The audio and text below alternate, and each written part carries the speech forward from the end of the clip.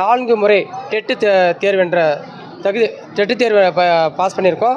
அது இல்லாமல் ஒரு தகுதி தேர்வு என்ற நியமன தேர்வுன்னு சொல்லிட்டு வச்சாங்க. அதில் வந்து பார்த்தீங்கன்னாக்கா தமிழ் தகுதி தேர்வுன்னு ஒன்று அதிலே பாஸ் பண்ணியிருக்கோம்.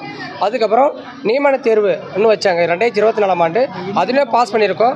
இதை பாஸ் பண்ணிவிட்டு எங்களுக்கு போஸ்டிங் பார்த்தீங்கன்னாக்கா 25,000 பேர் நடத்தணும். அதில் வந்து 2400 பேருக்கு வந்து போஸ்டிங் போட்டாங்க. 2024ஆம் ஆண்டு அனௌன்ஸ்மெண்ட் பண்ணி 2025 பார்த்தீங்கன்னாக்கா 2400 பேர் போஸ்டிங் போட்டாங்க. மீதி 21,000 பேர் வந்து நாங்கள் அப்படியே இருக்கோம். பாஸ் பண்ணிவிட்டு வந்து பார்த்தீங்கன்னாக்கா பணி வழங்கணும்னு நாங்கள் கேட்குறோம். எதுக்காக நான் கேட்குறோம்னாக்கா தற்காலிக ஆசிரியர்களை வச்சுட்டு இப்போ 30,000க்கு மேற்பட்ட காலி பணியிடங்கள் இருக்குது. தொடக்கப்பள்ளியில் நான் கேட்குறது 1லேருந்து 5ஆம் வகுப்பு வரை பார்த்தீங்கன்னாக்கா 30,000க்கு மேற்பட்ட காலி பணியிடங்கள் இருக்குது. அதில் வந்து பார்த்தீங்கன்னாக்கா நாங்களே வந்து 21,500 பேர் நாங்கள் பாஸ் பண்ணியிருக்கோம். எலிஜிபிளான எங்கள் டீச்சரை வந்து நாங்கள் பதிவு பண்ணணும்னு சொல்லிட்டு நாங்கள் அரசுக்கு கோரிக்கை வைக்கிறதுக்காக கலெக்டர் ஐயாயிரம் வந்து மனு கொடுக்க வந்திருக்கோம். தற்காலிக ஆசிரியர்கள் நீக்கிவிட்டு எங்களை வந்து நிரந்தர ஆசிரியராக பணியமர்த்தணும்னு சொல்லிட்டு நாங்கள் கேட்குறோம். அது மட்டும் இல்லாமல் மாணவர்களோட கல்வித்தரம் வந்து பாதிப்படையுது. பள்ளிகளில் வந்து பார்த்தீங்கன்னா டீச்சர்ஸு இல்லைன்றதுனால மாணவர்களில் சேர்க்கை விகிதமே வந்து குறைஞ்சிருக்கு. தற்காலிக ஆசிரியர்களை வச்சு ஒவ்வொரு பள்ளியிலும் இப்போதைக்கு வந்து தற்காலிக ஆசிரியர்களை வச்சுட்டு பள்ளியை நடத்திட்டு இருக்காங்க. ஓராசிரியர் பள்ளியும் இருக்குது. அதே போல் ஓராசிரியர் சிங்கிள் டிஜிட்டில் மாணவர்கள் இருக்காங்க. தமிழ்நாடு ஃபுல்லாக பார்த்தீங்கன்னா 1000க்கும் மேற்பட்ட சிங்கிள் டிஜிட் மாணவர்கள் இருக்காங்க ஒவ்வொரு பள்ளியிலும் பார்த்தீங்கன்னாக்கா. இதெல்லாம் வந்து நம்ம சரி செய்யணும். அதிகமான மாணவர்களை சேர்க்கை வந்து அதிகப்படுத்தணுன்னாக்க ஒவ்வொரு வகுப்புக்கும் பார்த்தீங்கன்னா ஒவ்வொரு ஆசிரியர் நியமனம் பண்ணணும்.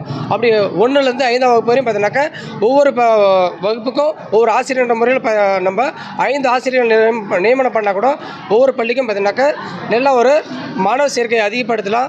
ஏழை மாணவர்கள் வந்து கவர்மெண்ட் ஸ்கூலுக்கு போகிறதுக்கு பெற்றோர்களும் பார்த்தீங்கன்னா முன் வருவாங்க. இது வந்து அரசுக்கு நாங்கள் வைக்கிற கோரிக்கையாக இருக்கோம்.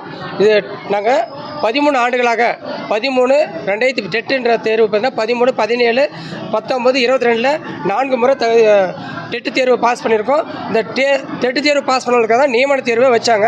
அந்த நியமன தேர்வு நாங்கள் பாஸ் பண்ணியிருக்கோம். இந்த எலிஜிபிளான இருக்க எங்களே வந்து பணியில் அமர்த்தணும்னு சொல்லிட்டு அரசுக்கு கோரி வைக்கிறோம்.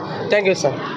அது கொடுத்து என்ன பண்ணீங்க? இப்போ கலெக்டர்கிட்ட கொடுத்துருக்கோம் சார். என்ன பண்ணி வந்து கொடுத்துக்கிறீங்க சார்? எங்களுக்கு வந்து தற்காலிக ஆசிரியர்கள் நீக்கி என்ன பண்ணிருக்கீங்க வந்து மனு கொடுத்துக்கிறோம் சொல்லுங்க. ரிப்பன் எங்களோட எதிர்ப்பை தெரிவிக்கிறதுக்காக, ஏன்னா வந்து தற்காலிக ஆசிரியர்களை வச்சுட்டு பணி அமைத்துட்டு பள்ளி நடத்திட்டு இருக்காங்க.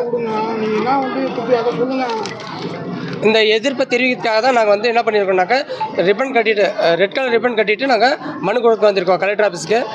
சிஓ ஆஃபீஸ்லாம் கொடுத்துருக்கோம். முதன்மை கல்வி அலுவலருக்கும் கொடுத்துருக்கோம். இதை வந்து அரசாங்கத்துக்கு ஃபார்வர்ட் பண்ணுறதா சொல்லியிருக்காங்க சார்.